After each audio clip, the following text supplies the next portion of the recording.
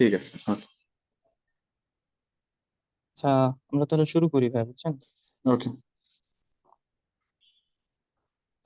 আসসালামু আলাইকুম। আজকে ওয়ালাইকুম আমাদের আসসালাম। Last moment guideline session for final prop, actually যাদের ফাইনাল প্রপ সামনে, হয়তো উম, মার্চের শেষ, তাই না? এপ্রিলের দিকে, এপ্রিলের শুরুর দিকে শুরু হবে, তাদের নিয়ে আমাদের প্রোগ্রাম। তো আজকে মোটামুটি আলোচনা করব হচ্ছে medicine as well as surgery and gynae নিয়ে, যে আসলে এই একটা মাস খুব ইফেক্টিভলি কিভাবে পড়তে হয় এটা নিয়ে। আর আরেকটা ইম্পর্টেন্ট ব্যাপার হচ্ছে, এটা কিন্তু এক্সামের প্রিপারেশন, এটা কিন্তু কনসেপ্ট ক্লিয়ার করার কোনো প্রিপারেশন না। সো আমরা আজকে চেষ্টা করব যে কিভাবে একটা মাসকে ইউটিলাইজ করা যায় মোস্ট ইফেক্টিভলি, বা আমাদের সময় আমরা কিভাবে ইউজ করছিলাম সেটা নিয়ে একটু জাস্ট এক্সপিরিয়েন্স শেয়ার করব। আমি হচ্ছে ডাক্তার আবু বকর সিদ্দিক। আমি তো রংপুর মেডিকেল কলেজ থেকে পাশ করছি, তোমরা যারা আছো তারা তো চেনোই মোটামুটি ওভারঅল। আর আমাদের সাথে ভাইয়া আছেন, ভাইয়া নিজের পরিচয়টা নিজেই দিবেন। ভাইয়া একটু শুরু করেন, এবং আপনি হচ্ছে নিজের পরিচয় দিয়ে ওভারঅল প্রসিড করিয়েন আর কি। ঠিক আছে, যারা তোমরা সালাম আছো আলাইকুম। তোমাদেরকে অনেক ধন্যবাদ এখানে মানে প্রেজেন্ট থাকার জন্য। ভাইয়া শুরু করেন প্লিজ। সালামু আলাইকুম। ধন্যবাদ আবু বকর। সবাইকে স্বাগতম আজকের এই সেশনে। আমি ডাক্তার তানজিম হাসান, রংপুর মেডিকেলের 44তম ব্যাচ। এরপরে আমি 42তম বিসিএস দিয়ে চাকরিতে জয়েন করি। চাকরিতে জয়েন করার পরে 2 বছর উপজেলা শেষে বর্তমানে এমডি কার্ডিওলজি রেসিডেন্ট হিসাবে এনএসিবিডিতে আছি। তো আজকে আমাদের যে বিষয়টা সেটা হচ্ছে যে ফাইনাল প্রফের প্রিপারেশনটা কিভাবে ইফেক্টিভলি নেওয়া যায়। আমাদের সময় আছে খুবই অল্প, যেহেতু মাঝখানে একটা মাস, এর মধ্যে আবার রমজান পড়ে গেছে। তো আমাদের টার্গেট থাকবে যে কিভাবে আমরা ইফেক্টিভলি ইউটিলাইজ করে আমাদের ডাক্তারি লাইফের সবচেয়ে বড় হার্ডেলটা ইজিলি পার করা যায়। ঠিক আছে। তো প্রথমে আমরা কিছুটা ওরিয়েন্টেশন টাইপের, যে কি কত মার্কের পরীক্ষা হয়, কোন পেপারে কি কি থাকে সেটা একটু জানি। তো মেডিসিন, সার্জারি, অবস্টেট্রিক্স সবগুলাতেই রিটেনটা হচ্ছে 2টা করে পেপারে হবে। প্রত্যেকটা পেপারে 100 করে মার্ক থাকবে। অ্যারাউন্ড 90 হচ্ছে রিটেন, এবং 10 মার্কের এমসিকিউ থাকে। মেডিসিনের মধ্যে পেপার ওয়ানে দেখতে পাচ্ছ যে ইন্টারনাল মেডিসিনটা পুরোটাই, এবং পেপার টুতে মেডিসিনের যেই সাবজেক্ট ব্রাঞ্চ গুলা, পেডিয়াট্রিক্স, সাইকিয়াট্রি এবং ডার্মাটোলজি থাকে। সার্জারি পেপার ওয়ানের ক্ষেত্রে জেনারেল সার্জারি এবং অর্থোপেডিক্স পেপার ওয়ান, এর মধ্যে যে 4টা গ্রুপের মধ্যে অর্থোপেডিক্স থাকে একটা গ্রুপ, ডি গ্রুপটা। বাকি 3টা group, A B C, general surgery থাকে।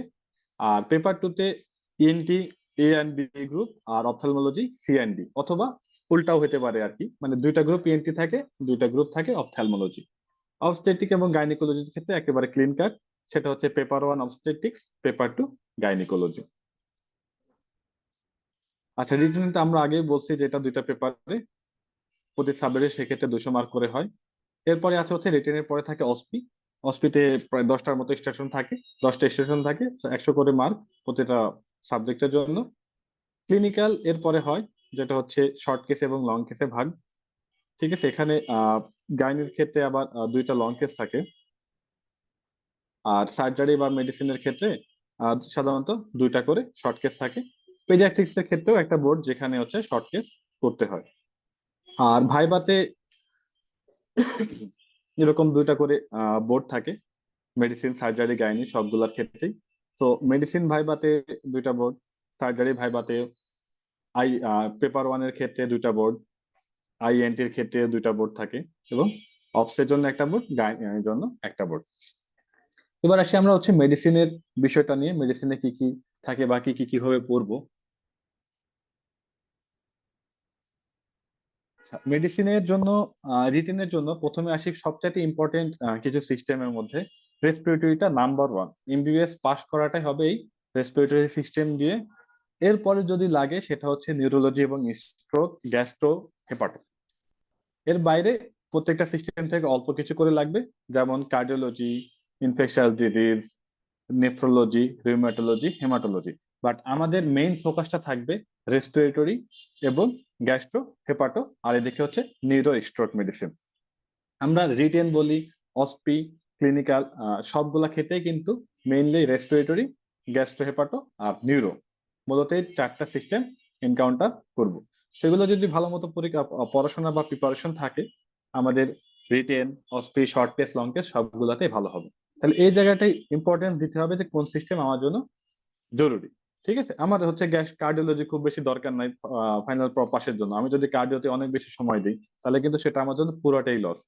আবু বকর একটা কথা আগেই বলছে যে এটা কিন্তু কনসেপ্ট ক্লিয়ার করার সময় এখন না। কেউ যদি আগে থেকে কনসেপ্ট ক্লিয়ার করে থাকে খুবই ভালো, তার জন্য এখন পড়াটা সহজ হবে।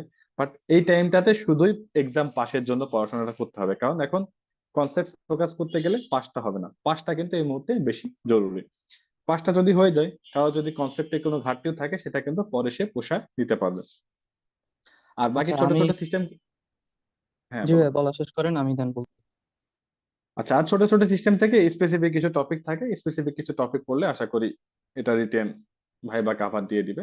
অবশ্য তুমি যদি কিছু বলতে চাও এখন, বলো। আচ্ছা আমি যেটা বলতে চাচ্ছিলাম যে রিটেনের ব্যাপারে একটু কথা বলি। এখন কথা হচ্ছে ভাই, আমার কাছে সময় আছে কয়দিন? 1 মাস। 1 মাসের মধ্যে আমাকে তো রিটেনটা পড়ে শেষ করতে হবে, মেডিসিনটা রিটেনটা পড়তে হবে, সার্জারি গাইনি, তিনটা, রাইট? তো এখন আমি আসলে মোটামুটি ওইভাবে মানে ইম্পর্টেন্স ওয়াইজ এটা সাজাই নাই, আমি একটু র্যান্ডমলি লিখছি। এগুলা মোটামুটি পেপার 2 তে থাকে, আর এই সেকশনটা হচ্ছে পেপার 1 এর দিকে থাকে, মানে ইন্টারনাল মেডিসিনের যে ব্যাপারটা। আমি রিটেনের ক্ষেত্রে বলবো যে এখন আলটিমেটলি যে পড়াশোনাটা আমরা করি, যে প্রফের আগ দিয়ে, এই সময়টা মেনলি রিটেন বেস পড়াশোনা হয়।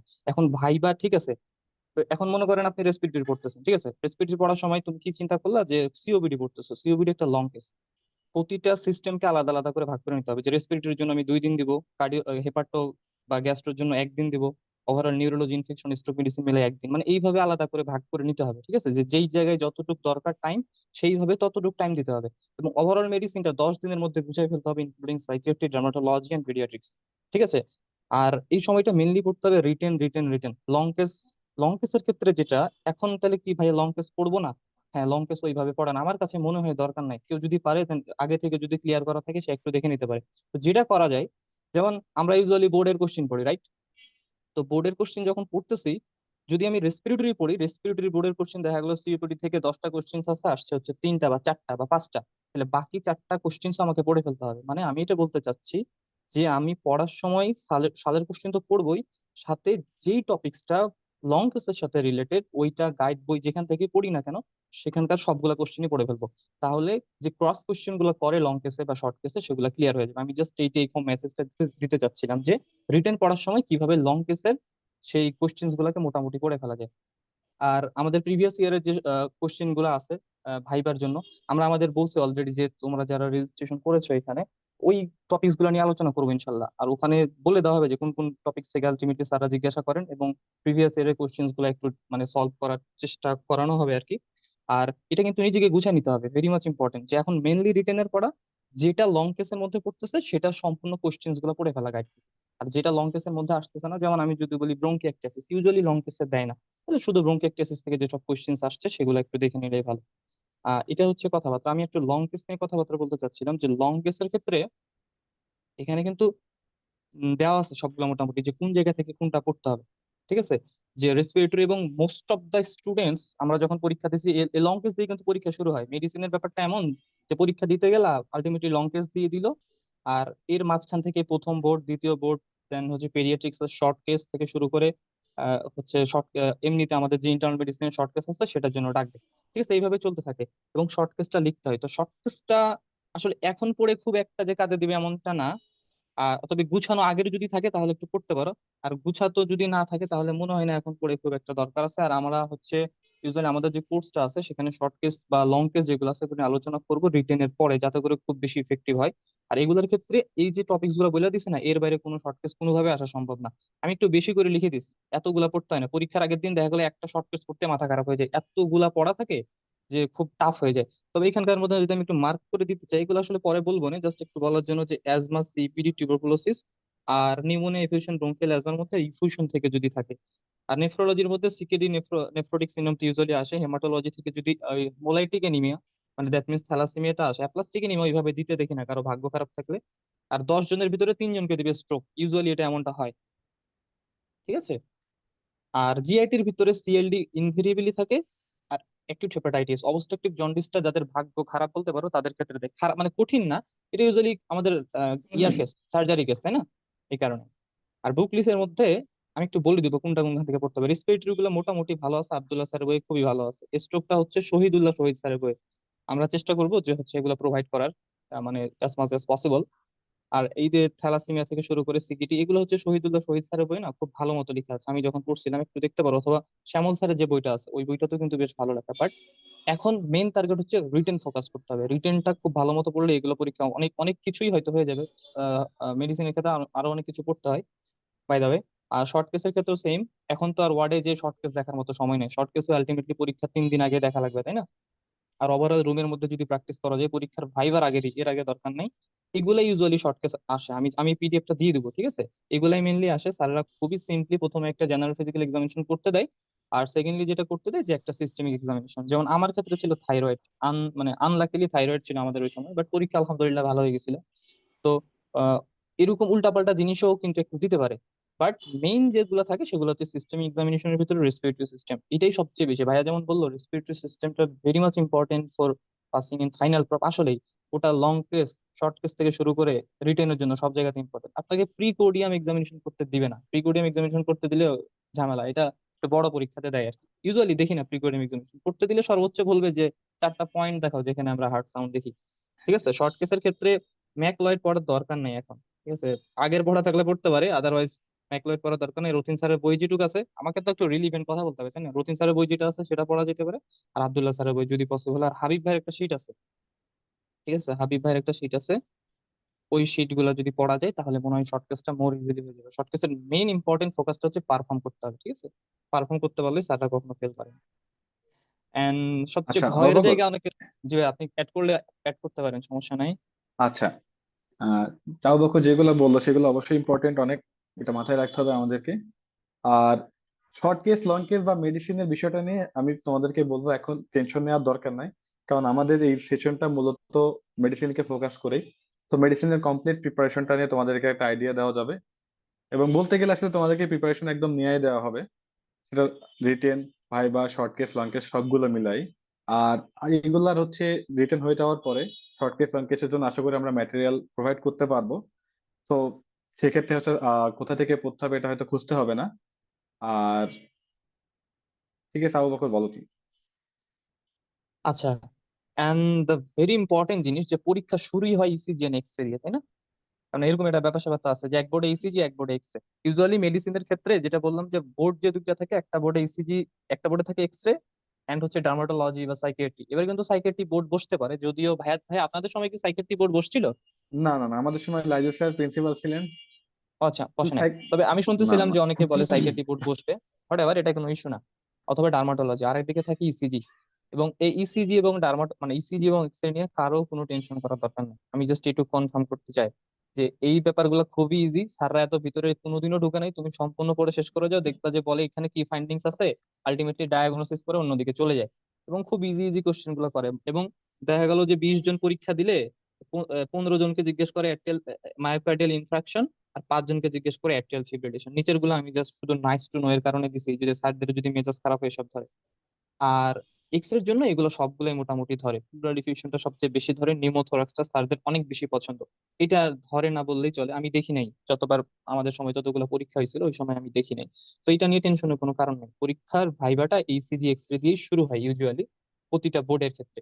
এবং এটা ভালো হইলে কিন্তু পরীক্ষার মানে ওভারঅল কিন্তু প্রথমে যদি পরীক্ষা খারাপ হয়ে যায় পরে কিন্তু জানা জিনিস সব মনে পড়ে না, তাই না? সো এই ব্যাপারটা ভালো করাটা ইম্পর্টেন্ট। আমরা আমাদের ওই যে সেশনটা হবে সেখানে চেষ্টা করব যে যত ইজিলি এবং যত ভালো মতো প্রোভাইড করা যায়। করতে তো আপনাকেই হবে, প্রথম কথা হচ্ছে এটাই। তো যত ভালো মতো প্রোভাইড করা যায় আর কি। আর পিডিয়াট্রিক্স নিয়ে যেটা কথা, পিডিয়াট্রিক্স এর ভাই, যদি আগে স্টেপ অন পিডিয়াট্রিক্স পড়া থাকে তুমি পড়বা। আর যদি পড়া না থাকে, আমার কাছে মনে হয় এত বেশি পড়ে লাভ নেই, বাট পাশে রাখতে পারো। গাইড বই যেটা আছে এটা পড়লে আমার কাছে মনে হয় রিটেনটা লিস্ট ক্লিয়ার হয়ে যাবে। আর পিডিয়াট্রিক্স এর কিছু শীট পাওয়া যায় এখন। পিডিয়াট্রিক্স একটু কিন্তু চেঞ্জ হয়েছে আমাদের ওখানে, হ্যাঁ। তো একটা পিডিয়াট্রিক্স একবারে গায়ে হাওয়া লাগে চলে গেলাম পিডিয়াট্রিক্স না পড়ে, এটা কিন্তু করা যাবে না। কারণ পরে দেখা গেল যে স্যাররা পরে ফেল করে দিতেছে পিডিয়াট্রিক্স। আমি জানি না এখনকার সিচুয়েশনসটা কি, বাট ওভারঅল একটা স্ট্যান্ডার্ড প্রিপারেশন নিয়ে তো যেতে হবে। তো পেডিয়াট্রিক্স এর ক্ষেত্রে আমাদের শর্ট কেস করতে থেকে যার ক্যাসাইটিস দেখতে বলে, general physical examination so much easy, just একটু কনফিডেন্স রাখতে হবে। আর রিটেনের ক্ষেত্রে ওভারঅল প্রিভিয়াস ইয়ারের কোশ্চেন গুলো সলভ করলে এনাফ। স্যাররা ভাইভাতে ওরকম পেঁচাবে না, কারণ পেডিয়াট্রিক্স স্যাররা বুঝতেই থাকে যে এই 10টা বোর্ডে এক্সাম দিতেছে, এর এত পেঁচায় কি লাভ আছে। বাট বেসিক জিনিস ভুল করা যাবে না। এই আমাদের সুজা স্যার যেমন ডায়রিয়া ধরতেন না, স্যাররা এগুলাই ধরবে, কিন্তু দেখা গেল যে একটু কঠিন হয়ে গেছে। ঠিক আছে, রিটেনটা ভালো মতো পড়া থাকলে এগুলো নিয়ে প্যারা হবে না। আর স্টেপ অন পেডিয়াট্রিক্স থেকে কিছু জিনিস পড়তে হবে, সেটা আমরা মানে পেডিয়াট্রিক্স পড়ানোর সময় ইনশাল্লাহ বলে দেওয়ার চেষ্টা করবো। আর ডার্মাটোলজি এন্ড সাইকিয়াট্রিস্টের যে ব্যাপারটা, ডার্মাটোলজি আমাদের যে শীট আছে ভাই, শীট পড়লে রিটেন প্রপ পাস, মানে ভাইবা।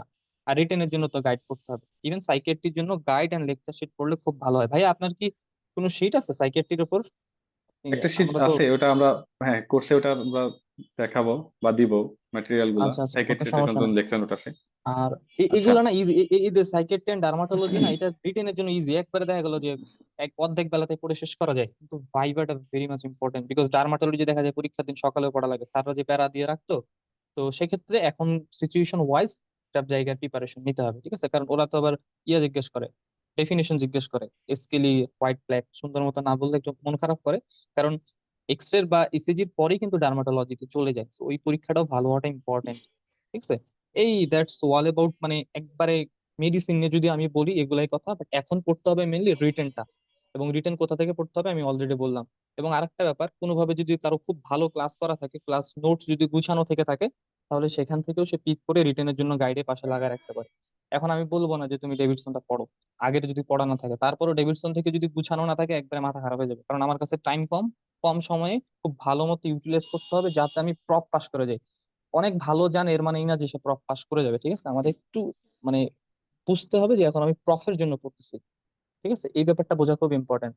এক দেখা গেল সিওপিডি থেকে কিভাবে রোগীর অস্টিওপোরোসিস হইতেছে মেকানিজমের জন্য 10টা বই খুলে বসে আছি, এগুলো করা যাবে না, ঠিক আছে?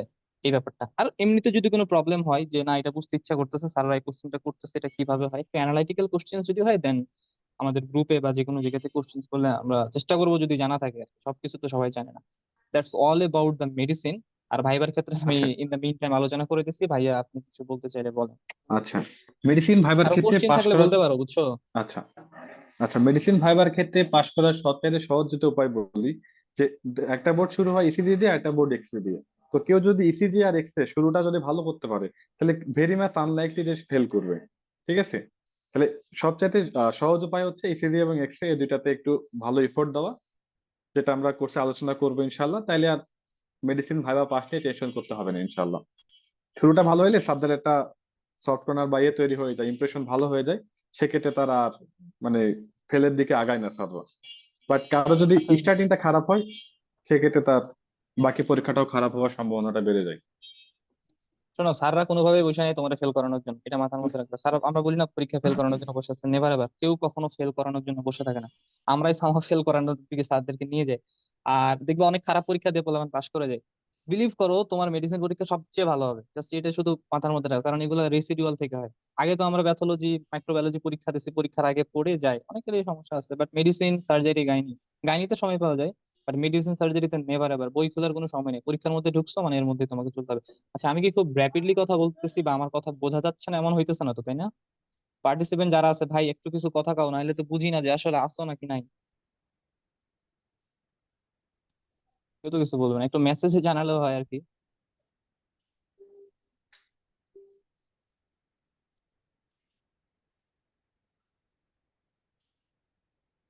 আচ্ছা যাই হোক, এরকমটা মাঝে মাঝে হয়, আগে যখন ক্লাস নিতাম তখনও দেখা যেত। আচ্ছা, বোঝা যায়, থ্যাংক ইউ আচ্ছা, রিয়া। কারো কি এই পর্যন্ত কোনো জিজ্ঞাসা আছে কিনা? Thank you. কারো কোনো কাস্টিং থাকলে তোমরা হচ্ছে গ্রুপে ইয়াতে করতে পারো, ঠিক আছে? চেষ্টা করবো বলে দেওয়ার। কারণ অনেকের অনেক রকম কোশ্চেন থাকে, ইভেন ওই গ্রুপে বলতে পারো যে ভাই আমার এই জায়গায় প্রবলেম, এটা কিভাবে সলভ করা যায়। সবকিছু সমাধান আছে এমনটা না, বাট ওয়ে আছে, অ্যাপ্রোচ আছে। কারো কোশ্চেন থাকলে করতে পারো, আদারওয়াইজ আমরা সামনে আগাবো। আচ্ছা, আমাদের যে কোর্সের ব্যাপারে বলছিলাম বা সেশনটার ব্যাপারে, যে 22টা ক্লাস হবে, আমি একটু এর মধ্যে বলে নিই যে 22টা ক্লাস হবে মোট, এর মধ্যে 14টা ক্লাস নেওয়ার করবো ঈদের আগ দিয়ে, আই মিন হচ্ছে রিটেন প্রিপারেশন।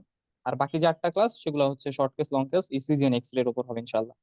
আর এর মধ্যে হচ্ছে মেডিসিন করে শেষ করে ফেললাম এমনটা না, ঠিক আছে? আমাদের কাছে আসলে সময় নেই যে সার্জারি এবং গাইনি পড়ানোর জন্য, এটা হচ্ছে ইম্পর্টেন্ট একটা কথা, ঠিক আছে? আর সার্জারি গাইনি তাহলে কি তোমাদেরকে কোনো হেল্প করতে পারবো না, ব্যাপারটা এমনটা না। সার্জারি গাইনি রিলেটেড যদি কোনো প্রবলেম হয়, ইনশাল্লাহ আমরা তোমাদেরকে হেল্প করবো অ্যাজ মাচ অ্যাজ পসিবল। বা কোন বই ফলো করতে হবে, কি করতে হবে, আজকে একটা মোটামুটি বলে দিব। তারপরও যদি ইন্ডিভিজুয়ালি ওখানে লাগে, যারা থাকবে তাদের জন্য হেল্পফুল হবে ইনশাল্লাহ। বাই দ্য ওয়ে, আমরা নেক্সটে যাই। নেক্সট হচ্ছে সার্জারি। ভাই আপনি সার্জারি নিয়ে একটু কিছু বলেন, দেন আমি ওভারঅল রিটেন ইয়েটা নিয়ে বলবো ইনশাল্লাহ। আচ্ছা, সার্জারি রিটেনে আমরা আগে বলছি যে দুইটা পেপার থাকে। পেপার ওয়ান হচ্ছে জেনারেল সার্জারির বিভিন্ন ব্রাঞ্চ এবং অর্থোপেডিক্স, আর পেপার টু এর মধ্যে আই অ্যান্ড ইএনটি। তো পেপার ওয়ান এর যে জেনারেল সার্জারি পোর্শনটুকু, এটা হচ্ছে এবিসি তিনটা গ্রুপে থাকে। এর মধ্যে জেনারেল সার্জারি যে বেসিক প্রিন্সিপাল, এছাড়া হচ্ছে জেআইটি, হেপাটোবিলিয়ারি এবং এন্ডোক্রাইন সার্জারি সাথে ব্রেস্ট, এই চারটা চ্যাপ্টার মোস্ট ইম্পর্টেন্ট। এছাড়াও নিউরো সার্জারি, পিডিয়াট্রিক্স এগুলো থেকে কিছু কোয়েশ্চেন থাকে মাঝে মধ্যে একটা দুইটা। আর অর্থোপেডিক্স একটা সিঙ্গেল গ্রুপই আছে এবং ভাইবাতেও থাকবে একটা বোর্ডে অর্থোপেডিক্স। পেপার টু তে আইএনটির যে আয়ের জন্য আমাদের যে শীটটা, আইএনটি দুটার জন্য একটা লেকচার শীট পাওয়া যায় অনেক সুন্দর। আশা করি এটা পড়লেই রিটেন ভাইবা সবকিছু কভার হবে ইনশাল্লাহ। এর বাইরে যদি কেউ পড়াশোনা করতে চায়, সেক্ষেত্রে শামসুল স্যার বা বসাকের বেসিক অপথ্যালমোলজি আছে, দেখতে পারে। ইএনটির ক্ষেত্রেও ধিংরা বইটা খুবই অসাধারণ ভাবে লেখা। আমি আন্ডারগ্রেড লেভেলে যত টেক্সট বই দেখছি, এর মধ্যে ধিংরাটাই সবচেয়ে অর্গানাইজ বই ছিল। খুবই ইজি ল্যাঙ্গুয়েজে লেখা আছে। তো কেউ যদি আগে পড়ে থাকে তাহলে সে একটু দেখতে পারে, আদারওয়াইজ এই মুহূর্তে নতুন করে পড়তে যাওয়া দরকার নাই। শর্ট কেস আয় থাকে হচ্ছে তিনটা শর্ট কেস থাকে। এর মধ্যে কারো ক্যাটারাক্ট থাকতে পারে, অথবা ড্যাক্টোসিস্টাইটিস এবং কর্নিয়াল আলসার, এই তিনটা শর্ট কেস থাকতে পারে। আর ইএনটি তে শর্ট কেস ইয়ার এর মধ্যে থাকতে পারে কারো সিএসএম কমনলি দেয়, নোজের মধ্যে ডিএনএস থাকে এবং ঠোঁটের মধ্যে টনসিলাইটিস থাকে। আচ্ছা, আমি একটু অ্যাড করি, ভাইয়া যেহেতু বলছে সার্জারি কিন্তু মেডিসিনের মতো করতে হবে, ঠিক আছে? ওই আমি একবারে এখন লং কেস পড়া শুরু করলাম, এটা করা যাবে না, ঠিক আছে? সার্জারির ক্ষেত্রে, সার্জারিতে সবচেয়ে বেশি ফেল হয় আমাদের মেডিকেল কলেজ ওভারঅল সব জায়গাতে। সার্জারি অনেক কঠিন, কেন যে কঠিন আল্লাহ তাআলা জানে। তো সার্জারি ক্ষেত্রে এই যে গ্রুপ, জেনারেল সার্জারি থেকে হচ্ছে গ্রুপে, এখান থেকে 4টা বা 5টা কোশ্চেন অ্যান্সার করতে, 5টা মনে হয়, আমি একটু ভুলে গেছি, সরি। আর জিআইটি হেপাটোবিলিয়ারি থেকে একটা গ্রুপ হয়, এটা হচ্ছে গ্রুপ বি। আর মাঝখানে যেগুলো আছে এগুলো হচ্ছে গ্রুপ সি, আর এটা হচ্ছে গ্রুপ ডি। তো দেখেন, একটু একটু ওয়াইজলি প্রিপারেশন নিতে হবে। অর্থোপেডিক্স খুব ইজি পড়া, খুবই কম, একদিনের মধ্যে পড়ে ফেলা যায়, তাহলে এই গ্রুপটা আমার জন্য শেষ, ঠিক আছে? জিআইটি হেপাটোবিলিয়ারি কারো যদি আমি পড়ি, কোনো কিছু পড়ে যাওয়ার দরকার নাই, ও জিআইটি হেপাটোবিলিয়ারি না পড়ে কখনো সার্জারি পরীক্ষা দিতে যাবে না। তাহলে দুইটাতে মোটামুটি খুব ভালো রকমের মার্কস গেইন করা যায়। গেল। পেডিয়াট্রিক সার্জারি থেকে একটা কোশ্চেন করবেই, একটা কোশ্চেন না করা ছাড়া কোনোদিনও সার্জারি কোশ্চেন বিল্ড হয় না, বাংলা কথা। তাহলে এই জায়গা থেকে একটা কোশ্চেন কমন, আমাকে এই অ্যানালাইসিস গুলো জানতে হবে, ঠিক আছে? নিউরো সার্জারি থেকে vice and versa, but most of the time একটা কোশ্চেন তারা করে।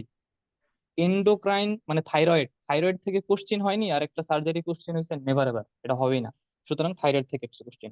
আর ব্রেস্ট সার্জারি থেকে তো একটা কোশ্চিন থাকবেই, আইদার ফাইব্রোডেনোমা অথবা ব্রেস্ট ক্যান্সার, অথবা হচ্ছে আছে না কিছু inflammatory disease of the breast, যেগুলা ব্রেস্ট। তাহলে চিন্তা করেন যে আমি যদি খুব ওয়াইজলি প্রিপারেশনটা নেই, মানে বাদ, কোন জায়গাটা বাদ দিতে হবে এটা জানা ইম্পর্টেন্ট, অনেক হিউজ সিলেবাস, কোন জায়গাটা বাদ দিতে হবে এটা জানা ইম্পর্টেন্ট। ওভারঅল আমি প্রথমবার সবই পড়বো, ওভারঅল তো পড়ে আসছি, এমন না যে প্রথমবার বলতেছি আমি, তাই না? তো এইভাবে একটু গুছায়া পড়তে হবে। আর জেনারেল সার্জারি আল্লাহ ভরসা, ইম্পর্টেন্ট প্রথম দিকের টপিকস গুলো একটু কেমন যেন না, ইম্পর্টেন্ট প্রথম দিকের টপিকস গুলো পড়লে পারা যায়। আমাদের সময় একটা কোশ্চেন ছিল স্পাইনাল হেডেক নিয়ে, দেখি ওই স্যাররা এটা পড়ায় নাই কখনো, কিন্তু খুবই ইনভেরিবিলি পাওয়া যায় একটা রোগীর নর্মাল হচ্ছে স্পাইনাল দিলে স্পাইনাল হেডেক হতেই পারে। ম্যানেজমেন্ট খুবই ইজি নর্মাল একটা কোশ্চেন ছিল। তো এরকম দুই একটা উল্টাপাল্টা কোশ্চেন থাকবে, সেটা নিয়ে মাথা গরম করা যাবে না। আর জিআইটি হেপাটোবিলিয়ারি সবারই নখদর মনে থাকে, সবাই এটা বেশ ভালো রকম পারে, এটা নিয়ে কোনো টেনশন কারণ নেই। তো এটা হচ্ছে পেপার ওয়ান। আর এটার জন্য ভাইবার জন্য ওভারঅল এইভাবে পড়লে হয়, হাবিব ভাইয়ের বই যদি কেউ ফলো করে থাকে সেটা পড়তে পারে, এটা নিয়ে কোনো সমস্যা নেই। ওভারঅল যদি কোনো প্রবলেম হয় বলে দেওয়ার চেষ্টা করবো ইনশাল্লাহ। আর আই এবং ইএনটি নিয়ে ভাইয়া অলরেডি বলছে। আই এর ক্ষেত্রে ভাই রিটেনের জন্য গাইড পড়লে এনাফ আমার কাছে মনে হচ্ছে, অথবা লেকচার কেউ যদি ফলো করে থাকে। ইএনটির ক্ষেত্রে সেম, ইএনটির আমাদের যে লেকচার শিট আছে এটা গাইডের চেয়ে হাজার গুণে এনাফ, খুব ভালো ভালো মতো লেখা, ঠিক আছে? এর বাইরে কেউ ইন্ডেভার পড়ে থাকলে তো দ্যাটস এনাফ। আর শর্ট কেস লং কেস নিয়ে ওই সুপিরিয়র নামে একটা বই পাওয়া যায়, তাই না? ওই সুপিরিয়র নামে যে বই আছে সেখান থেকে একটু দেখে যাবে। জাস্ট শর্ট কেস কিন্তু এগুলো পারফর্ম করা লাগবে, ঠিক আছে? না হলে কিন্তু হবে না। আর পরীক্ষা খুবই ইজি হবে, ডোন্ট ওয়ারি। এগুলো নিয়ে মানুষ এমন ভয় দেখায় যে কি না কি, আসলে পরীক্ষা দিতে যাওয়ার আগে ভয় দেখার কারণে দেখা গেল অনেক কিছু বলে যায়, এটা করা যাবে না। পরীক্ষা খুবই ইজি হয়, স্যাররা খুবই কোয়াইট, কাম থাকে, উল্টা পাল্টা না বললেই হয়েছে আর কি, ঠিক আছে? আন্ডার আর আন্ডার ভাই বলেন। আন্ডারগ্রেড লেভেলে যেটা ইম্পর্টেন্ট হচ্ছে যে প্রসিডিউরটা ঠিক রাখা, ঠিক আছে? স্যাররা এটাই দেখে আন্ডারগ্রেড লেভেলে অনেক বেশি ফাইন্ডিং এলিসিট করতে হবে, সবকিছু ক্রসিং গুলা পারতে হবে, এরকম কিন্তু না, ঠিক আছে? আন্ডারগ্রেড লেভেলে প্রসিডিউর ঠিক থাকলে কেউ ফেল করবে না ইনশাল্লাহ। ঠিক আছে, তাহলে কেউ যদি কনফিডেন্টলি প্রসিডিউর করতে পারে, দ্যাটস এনাফ ফর পাসিং। হম, সেটাই। আর হচ্ছে ওই এখানে তো কোশ্চেন থাকে, কি কোশ্চেন? আচ্ছা ভাইবা নিয়ে একটু কথা বলে নি। সার্জারি ভাইবার ক্ষেত্রে ওই বক্স কোশ্চেন থাকে। তুমি যদি কিছু পড়ে না যাও, মনে হলে তোমার জ্বর, প্রচন্ড মাথা ব্যথা, 104 ডিগ্রি বা 6 ডিগ্রি, তোমার পরীক্ষা 100% ফেল, তাহলে তোমার জন্য একটা অবস্থা হইতেছে তুমি বক্স কোশ্চেনটা পড়ে যাও, পাশ করে যাও, আল্লাহ যদি চায়। মানে খারাপ কন্ডিশনের কথা বলতেছে। বক্স কোশ্চিন এমন একটা জিনিস আমার কাছে মনে হয়েছে এইটাই পারে না কেউ। চারটা কোশ্চিন থাকে, দুইটা কোশ্চিন পেরে কারো কিছু মনে নেই, এরকমই হয়। ঠিক আছে। সো এটা একটু confidently both surgery paper one মানে general surgery, orthopaedics, as well as হচ্ছে এটার নাম কি যেন, আই এন ইএনটি, সবগুলোর ক্ষেত্রে কিন্তু এই ব্যাপারটা খুবই কাজে লাগে। আর এটা তো প্রিপারেশন নিতে খুব একটা বেশি সময়ের দরকার না। আর এখান থেকে পারফর্ম করাটা ইম্পর্টেন্ট। সার্জারিতে ফেল হয় শর্ট কেসে, বিশ্বাস করো আর না করো, শর্ট কেসে আমার কাছে মনে হয় ফেল প্রথমেই শর্ট কেস শুরু হয়। তুমি পরীক্ষা দিতে গেলে একটা লং কেস ধরাই দিল, পরে শর্ট কেস। এই শর্ট কেসে যে সবার হাত কাঁপাকাঁপি শুরু করে। এখানে টিচারদের একটা ব্যাপার স্যাপার আছে, কারণ আমার কাছে মনে হয়েছে টিচাররা সব সময়, মানে সবসময় সব টিচার কোঅপারেটিভ থাকে না, বাট ওটা মাথার মধ্যে রাখা যাবে না। ফেল করাই দিবে আমাকে, এই স্যার আসছে মানে ফেল করাই দিবে। এখন তো আনোয়ার স্যার আছেন, আনোয়ার স্যার আছেন মানে ফেল করার সম্ভাবনা খুবই কম। যদিও বলে আনোয়ার স্যার অনেক ডিপ কোশ্চেন করে, স্যার কিন্তু আস্তে আস্তে আস্তে আস্তে ভিতরের দিকে যায়। ঠিক আছে। কিন্তু ও যদি প্রথম দিকে না পারে, ওকে ডিপ কোশ্চেন কেমনে করবে? স্যার অনেক, মানে সবাই ফেল করে না আমি যতদূর জানি আর কি স্যারের ব্যাপারে। আরে ulcer, hernia, hydrocele, lipoma, thyroid. Thyroid আমার ভাগে পড়ছিল। আলসারটা সবাই পারে, লাইপোমা মোটামুটি পারে, হার্নিয়া হাইড্রোসিল কেউ ওই মানে একটু অ্যাটিপিক্যাল প্রসিডিউরের কারণে কেউ আর প্র্যাকটিস করে না। এটা প্র্যাকটিস করতে হবে, পরীক্ষার আগে প্র্যাকটিস না করলে না হাত দেখবা যে যাওয়ার যে জায়গায় যাওয়ার কথা ওই জায়গায় না যায় উল্টা জায়গায় চলে গেছে। মাসেল মেমোরি ক্রিয়েট করা ভেরি মাচ ইম্পর্টেন্ট। এসবের ক্ষেত্রে ভালো বই আমার কাছে মনে হয়েছে সুপিরিয়র। সুপিরিয়র পড়লে এনাফ। তারপর একটু হাবিব ভাইয়ের আলসারটা, আলসার ভালো মতো লেখা আছে, হাবিব ভাইয়ের আলসার না, হাবিব ভাইয়ের বইয়ে যে আলসার লেখা আছে সেটা। আর একটা কথা, সেটা আসলে এখন বলতে চাচ্ছি না, সেটা হচ্ছে basic clinical surgery beside the clinical surgery, Makhanlal Saha মনে হয়, রং ভুল হতে পারে সেটা মনে হয় বাদ নামটা রাখো, রাইটারের। আবু বকর। এটা বাদ, বাদ রাখো, এটা এটা সময় বাদ, এটা যেহেতু নাই। পড়ার দরকার না, এটা পড়লে মাথা খারাপ হয়ে যাবে। ঠিক আছে। আর লং কেসের ক্ষেত্রে সেম, সুপিরিয়রে খুব ভালো মতো লেখা আছে। আর লাইপোমা ভাইয়া, লাইপোমা আসলে মাঝে মাঝে থাকে। মানে আমাদের সময় বললাম না যে মেডিসিনে থাইরয়েড দিয়ে দিয়েছে, বুঝতেছো তুমি? ওইরকম মনে করো লাইপোমা থাকলো দিয়ে দিল, এটা ডিপেন্ডস করতেছে ওই সময়কার সিচুয়েশনের উপর। দেখা গেল ফুল হ্যাঁ, এক্সামিনেশন সবকিছুই শেষ হয়ে গেছে আলসার আর হচ্ছে থাইরয়েড দিয়ে, হুট করে একদিন আলসার থাইরয়েডের রোগী বাসা চলে গেছে, পরে একটা লাইপোমাতে বানিয়ে দিয়ে দিচ্ছে। দেখে গেলে সমস্যা নাই, lipoma one of the easiest examination in হচ্ছে সার্জারি। ঠিক আছে, একটু দেখে যেতে হবে। বুঝতেছি একটা প্যারা হবে ওই সময়, বাট আগে একটু দেখে রেখে দিতে হবে। আর লং কেসের জন্য, লং কেস তুমি প্রেজেন্ট করতে পারলে এনাফ। স্যাররা ওইভাবে আমি দেখছি খুব একটা বেশি দেখে না, যদি না ওই স্যার তো নাই এখন, রঞ্জন কি যেন, হৃদয় রঞ্জন স্যার ছিলেন, উনি একটু ঝামেলা করতেন সামটাইমস। বাট স্যাররা কোঅপারেটিভ থাকে। তুমি যা বলবা যা লিখবা সেটা যেন রিলিভেন্ট হয়। রোগীকে কাউন্সিলিং করা ভেরি মাচ ইম্পর্টেন্ট। ডিআরই করোনায় রোগীকে এমন ভাবে বলবা যাতে তুমি ডিআরই করছো, মানে এই ব্যাপারগুলো দিকে একটু খেয়াল রাখতে হবে। ঠিক আছে। চেষ্টা করবো যদি পরীক্ষার আগ দিয়ে একটা সার্জারি বা গাইনোকোলজির উপর একটা সেশন নেওয়া যায় আর কি। আর এর বাইরে কিছু করতে হবে না, এটা লাগবে না আর কি, এগুলো পড়লে এনাফ। এগুলো থেকে দেখবা তোমার পরীক্ষা আসছে। মাঝে মাঝে প্রিপ্রপ তো দিছো, আমাদের সময় প্রিপ্রপে হার্নিয়া ছিল লং টেস্ট, ওগুলো মাথা খারাপ হয়ে গেছে, ওগুলো জীবনও দিবে না, উল্টাপাল্টা জিনিস ইউজুয়ালি দেন, ইভেন বিওপিও দেন, আমি লিখে রাখছি জাস্ট একটু সবকিছু পড়তে হয় তাই। এটা নিয়ে আর ওরকম কোনো প্যারা নাই। আর ওই তো দুইটা বোর্ড থাকে ভাইবার জন্য, একটাতে তো জেনারেল জেনারেল সার্জারিতে শুরু হয়, সাথে কিছু টপিকস, দুইটা বা তিনটা কার্ড তোলাই ডিপেন্ডস করে, কালকে একটা কার্ড তোলে বের করে দেয়। ঠিক আছে। এবং পরীক্ষা ডিপেন্ডস করে যে কিরকম হচ্ছে না হচ্ছে তার উপর। স্যার যদি মনে করে যে না একটা দিয়ে হয়ে গেছে তাহলে হয়ে গেছে। আর আইএনটি খুবই গুছানো এক্সাম, পরীক্ষা দিতে যাবা তোমাকে সুন্দর জায়গা মতো ডেকে ডেকে নিয়ে যাবে, ওখানে তো লং কেসের কোনো প্যারা নাই। খুব সুন্দর এক্সাম।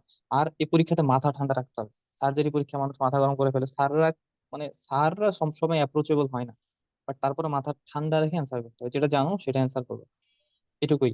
আর সার্জারি নিয়ে ভয়ের কিচ্ছু নাই, সার্জারি একবার মানে পড়ছো তো অলরেডি, না পড়ে তো এর দূর আর আশা নাই। সো আশা করা যায় পরীক্ষা ভালো হবে ইনশাল্লাহ। সার্জারি নিয়ে আর কোনো যদি কারো কোশ্চেন থাকে বলতে পারো ভাইয়া, আপনি কিছু অ্যাড করতে চাইলে অ্যাড করতে পারেন। অলরেডি অনেকক্ষণ কথা বলা হয়ে গেছে গাইনটা। আচ্ছা, যা আচ্ছা বলা দুইটা তুমি নিয়ে, ম্যাক্সিমাম। ওটা পাস, পাশের ব্যাপারটা আমার এক্স্যাক্টলি মনে নাই, তবে আমার কাছে মনে হয় আলাদা আলাদা পাস, সার্জারি সেগমেন্ট আলাদা পাস, আইএনটি সেগমেন্ট আলাদা পাস। কারণ ওই বলে না যে আই এবং ইএনটি তে ফেল করাই দিছিল, তাই আমি ফুল সার্জারি ফেল। তো আই আর ইএনটি আলাদা পাস, মানে আইএনটি একসাথে, আমাদের যে সার্জারি জেনারেল সার্জারি সেটা একসাথে। আচ্ছা আমরা মনে হয় এটা শেষ করছি, আমরা একটু গাইনোকোলজি এন্ড অবস্টেটিক্স নিয়ে কথাবার্তা বলি। গাইনোকোলজি অবস্টেটিক্স এর ক্ষেত্রে আচ্ছা তোমরা আরেকটু বলতে পারো যে ভাই, আচ্ছা এখনো কিন্তু যেটা বললাম রিটেন করতে হবে, তুমি তোমার গাইডের বা যেখান থেকে পড়ছো না কেন সেখান থেকে একবারে টানা রিটেন শেষ করে ফেলতে হবে 2 দিন 3 দিন প্ল্যান রেখে। আমি ওভারঅল একটা প্ল্যানের কথা বলছি, সেটা শেষে ডিসকাশন করবো ইনশাল্লাহ।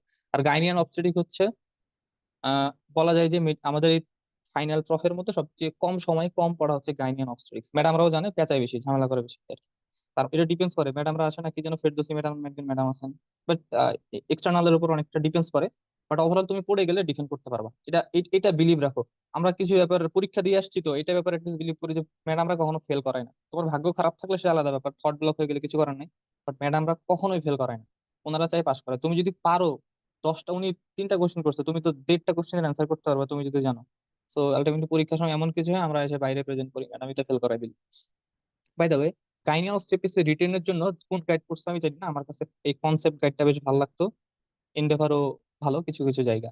আর আমাদের তো শামীম ভাইয়ের শীট আছে, শামীম ভাইয়ের শীটটা হচ্ছে একটা মানে কমপ্লিট প্যাকেজ ফর গাইনিয়ান অবস্টেটিক্স। কেউ যদি শামীম ভাইয়ের শীট পড়ে থাকে, ও হয়তো অনেক ভালো মার্কস পাবে না, কিন্তু পরীক্ষা ফেল করানো একটু সম্ভব না, ঠিক আছে? পারবে, অনেক কিছু পারবে। কারণ এখন যদি ম্যাডাম কোশ্চিন করে বসে হাইড্রাটিফাম মোলসের যে নতুন ট্রিটমেন্ট কি, অথবা সার্ভাইকাল কার্সিনোমার যে লাস্ট 2019 না 20 সালে একটা ক্লাসিফিকেশন ক্লাসিফিকেশন আসছে সেটা বলো, তাইলে তো আর সেখান থেকে সম্ভব না। এই জন্য একটু আশপাশে পড়তে হবে। বাট ওভারঅল যদি কারো কনসেপ্ট গাইডটা পড়া থাকে, আমার কাছে মনে হয় রিটেন নিয়ে কোনো সমস্যা হবে না। বাট গাইনিয়ান অবস্টেটিক্স এর রিটেন কিন্তু অনেক পড়া, এটা একটু মাথার মধ্যে রাখতে হবে। মেডিসিন সার্জারির মতো না, বাট বেশ ভালো রকমের পড়া। এর চেয়ে মনে হয় ভাইবাটাই সহজ, ঠিক আছে? তো এখানে তো কোনো আলাদা ভাগ নাই, ভাগ হচ্ছে গাইনিকোলজি আর অবস্টেটিক্স, দুই জায়গা থেকে দুইটা গাইড পড়লেই হবে। ভাইয়ের শিটটা এলং উইথ আগে থেকে যদি পড়া থাকে তাহলে তো খুবই ভালো। আর যদি গাইডের সাথে ভাইয়ের বই নিয়ে একটা সুন্দর কম্বো বানাইতে পারো তাহলে তো আরোই ভালো চিন্তা করা যায়। আর লং কেস শর্ট কেস আসলে এগুলো আমি দিয়ে দিছি, ম্যাডামরা একটা ক্লাস নিবে। So, আমি জানি না যে তোমাদের লং কেস লেখাটা কখন শেখানো হয়ে গেছে নাকি হবে, ঠিক আছে? কারণ কাহিনীতে খুব ইম্পর্টেন্ট হচ্ছে লং কেসের ডায়াগনোসিস লেখা। এটাই ভুল করে প্রি প্রফে, সবাই ভুল করছে আমাদের সময়। এমন একটা অবস্থা, পরে দেখি ম্যাডাম, আমি বললাম একদিন শিখান নাই কেন, মানে এতদিন একভাবে শিখাইছে, ম্যাডামরা বলছে লং কেসের নিয়ম এভাবে লেখার, তখন আবার আলাদাভাবে শিখাচ্ছে। নূরজাহান ভুইয়া নামে একজন ম্যাডাম আছে, ঠিক আছে? ওনার একটা বই আছে, ওই বইটা থেকে তোমরা লং কেস গুলো দেখতে পারো। অথবা যদি খুব প্যারা লাগে বাদ, বিশেষ করে ওই প্রমের ডায়াগনোসিস থেকে শুরু করে ট্রিটমেন্ট প্রোটোকল যেটা আছে, এটা কিন্তু ম্যাডামরা পছন্দ করে ওই নূরজাহান ভুইয়া ম্যাডামের ইয়ে থেকে বলতে। এখানে আমি কয়েকটা দিয়ে রাখছি, বুঝছো, এর বাইরে ইউজুয়ালি দেয় না। তারপরে যদি দুই একটা থেকে থাকে তোমরা একটু বই থেকে দেখে নিবা। গাইনোকোলজির জন্য এক্সট্রা বেশি সময় দেওয়া আমার সময় নিবে না ও গাইনি তোমার কাছ থেকে, তোমার যদি একটু মোটামুটি পড়া থাকে। বাট কিছু মেমোরাইজেশন জিনিস আছে। আর ম্যাডামরা অ্যানালিটিক্যাল কোশ্চেন খুবই কম করে, তোমার কোশ্চেন করবে যে পিপিএইচ আর হ্যাঁ পিপিএইচ এর প্রাইমারি সেকেন্ডারি কজ গুলো, প্রাইমারি পিপিএইচ কাকে বলে, সেকেন্ডারি পিপিএইচ কাকে বলে, এই তো এসব কোশ্চেন করে মুখস্থ পড়াশোনা আর কি, জাস্ট একটু বুঝে অ্যান্সার করতে হবে আর আচ্ছা, মাথা গরম অফসেট করা যাবে না। ডায়াগনোস অফসেট হ্যাঁ। ডায়াগনোসিস নিয়ে একটু বলি। গাইনিতে আসলে ঝামেলা নাই, ডায়াগনোসিস গুলা clean cut. But offset diagnosis আসলে ফুল লিখতে হয়। যেমন একটা পেশেন্ট 34 উইকস প্রেগনেন্সিতে আসলো এরকম প্রি এক্লাম্পসিয়া নিয়ে, তাহলে এখানে লিখতে হবে যে এটা প্রাইমারি গ্র্যাভিডা না মাল্টি গ্র্যাভিডা, তারপরে এত উইকস, 34 উইকস প্রেগনেন্সি উইথ প্রেক্লাম্পসিয়া, ঠিক আছে, উইথ প্রম। ঠিক আছে, এই যে আমরা যে প্লেন শুধু প্রম লিখলাম বা এক্লাম্পসিয়া লিখলাম এরকম ভাবে লিখলে রিটার্নের নাম্বার পাওয়া যাবে না। আর ভাইভাতে বললে বা লং কেসে বললে ম্যামরা মাইন্ড করে বলবে। ঠিক আছে, তাহলে ফুল অপস এর ক্ষেত্রে আসলে ফুল ডায়াগনোসিসটা দরকার, এভাবে লিখতে হবে। আর হচ্ছে ভাই অস্পি, রিটেনের পর একটা সুন্দর পার্ট হচ্ছে অস্পির একটা আন্দাজ এক্সাম, একটা বই পাওয়া যায় না, ওই বই পড়লে না।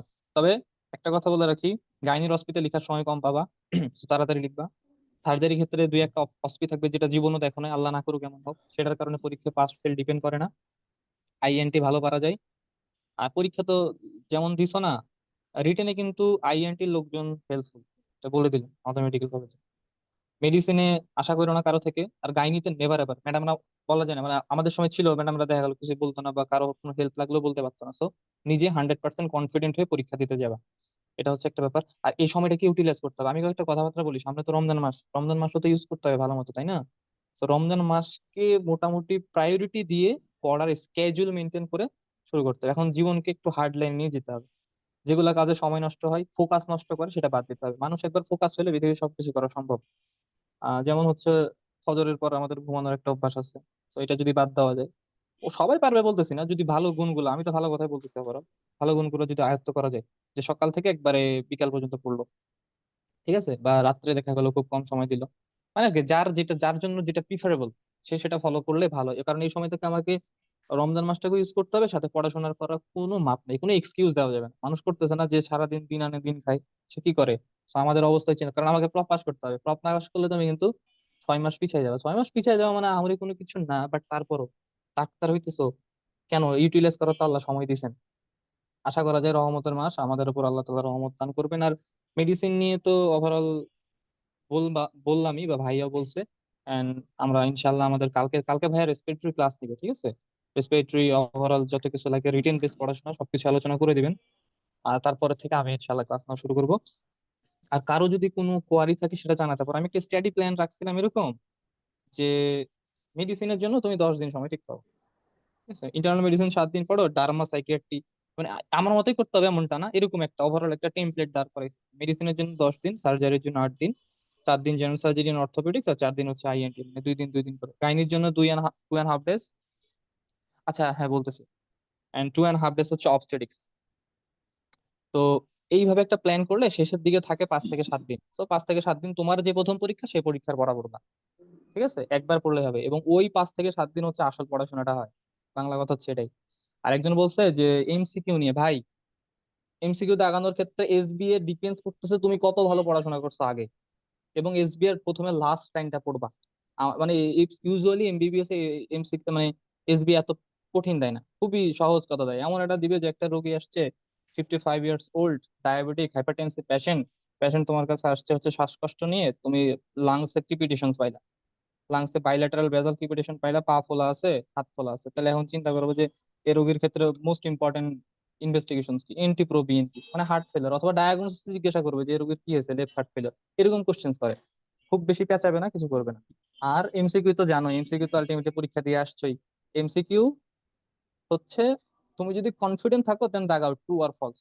আর যদি মনে হয় জীবনও শোনো নাই এরকম দুই একটা থাকে, তাহলে ভাই এটা সব ট্রু অথবা সব ফলস, এটা কথার কথা। কারণ এই ক্ষেত্রে দেখা গেল যে তুমি মার্কস 3 অথবা 2 পাবাই, কিন্তু যদি ওই দেখা গেল একটা ট্রু একটা ফলস করতে যে 1 মার্কসও পাইলা না, সেটা খারাপ না?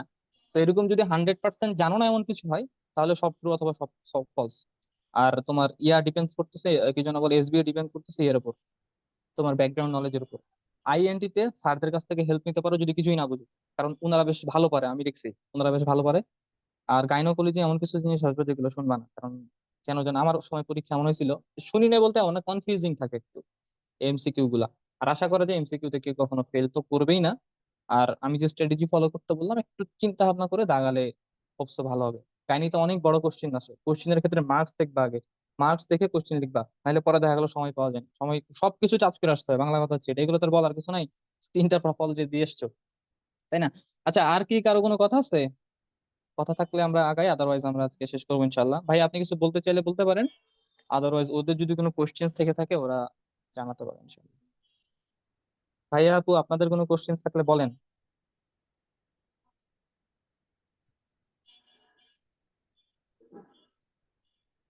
এমসিকিউ সিঙ্গেল বেস হচ্ছে, এটা অলরেডি আমি বলছি। সিঙ্গেল বেসটা একটু নিউ, বাট পারবেন, সবই ইজি থাকে। বিশ্বাসটা রাখেন যে পারা যাবে সবকিছু। মেডিসিনে পড়ানোর সময় ইনশাল্লাহ আলোচনা করে দেবো এমসিকিউ আসলে কিরকম, মানে এসবিওটা কিরকম হয়। আচ্ছা আমরা কি তাহলে শেষ করবো? কারো কোনো কোশ্চেন্স নাই?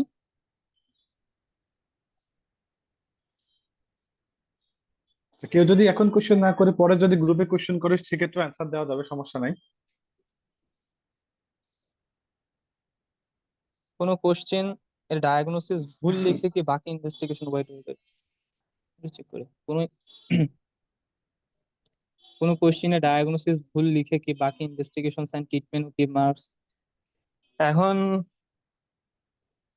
ফুল এটা ডায়াগনোসিস মানে এমন ভাই বলেন আপনি, আমি তারপর এটা বলতেছি। আছে, এটা এটা পোস্ট গ্রাজুয়েশন হলে একবারে তো ফুল মার্ক যাবে, এতে কোনো সন্দেহ নাই। বাট আন্ডার গ্রেডে অনেক সময় স্যাররা কিছুটা কনসিডার করে, বাকিগুলো যদি কিছুটা রিলেভেন্ট কাছাকাছি থাকে। এখন অনেক সময় ডায়াগনোসিস হচ্ছে একটা পেশেন্ট দিল যে শ্বাসকষ্ট এবং কাশি নিয়ে আসছে, হয়তো স্মোকিং হিস্ট্রি আছে, কেউ হয়তো সিওপিডি লিখতে গিয়ে অ্যাজমা জাস্ট লিখে আসছে। মানে এরকম ক্লোজ কিছু হলে ফুল নাম্বার কাটবে না, বাট টোটালি ডিফারেন্ট কিছু হলে তো টোটাল নাম্বার কাটা যাবে, কারণ বাকি অ্যান্সার গুলো তো তখন রিলেভেন্ট হবে না। বাট মনে ক্লোজ করো কিছু সমস্যা হইলে মাথায় লিখে রাখছো পায়ে, বুঝছো? তাহলে কিন্তু মার্কস কেটে ফেলবে। এখন অ্যাজমা তুমি লিখছো সিওপিডি, আইদার পেশেন্ট ছিল অ্যাজমা লিখছো সিওপিডি, অথবা নিউমোনিয়া তুমি লিখছো টিউবারকুলোসিস, সামাও ভুল হয়ে গেছে, যদি এগুলো ভুল হয় না। তো ওদের কিন্তু ইনভেস্টিগেশন কিছু কিছু কমন আছে, তাই না? ওই কমন ইনভেস্টিগেশন এর কারণে তুমি মার্ক পেয়ে যাবা। কিন্তু যদি দেখা গেল যে সবই ভুল, মানে প্রথম থেকেই ভুল, তাহলে কিন্তু মার্কস হবে না। ওই মানে একবারে রিলিভেন্ট হলে মার্কস পাবা, কোনো সমস্যা নাই। তুমি যেহেতু লিখছো। আর যদি ইরিলিভেন্ট হয় তাহলে মার্কস দিবে না, ইরিলিভেন্ট কেউ লিখে না। থাইরয়েডের সমস্যা হতো কোনোদিনও লিখবে না যে অ্যাড্রেনাল গ্ল্যান্ড, তাই না? এরকম কেউ লিখে না, একটু ওই কাছাকাছি হয়, কাছাকাছির জন্য মার্কস দিবে। আমাদের সময় হয়েছিল অনেক কিছুই, যে কাছাকাছি লিখে এসে দেখছি তো সবাই তো পাস করে গেছে অলমোস্ট। ইভেন সার্জারিতে একজন 10 মার্কস ছেড়ে আসছে, এর মানে এই না যে আগের গুলা সে খুব ভালো পরিমাণে লিখছে।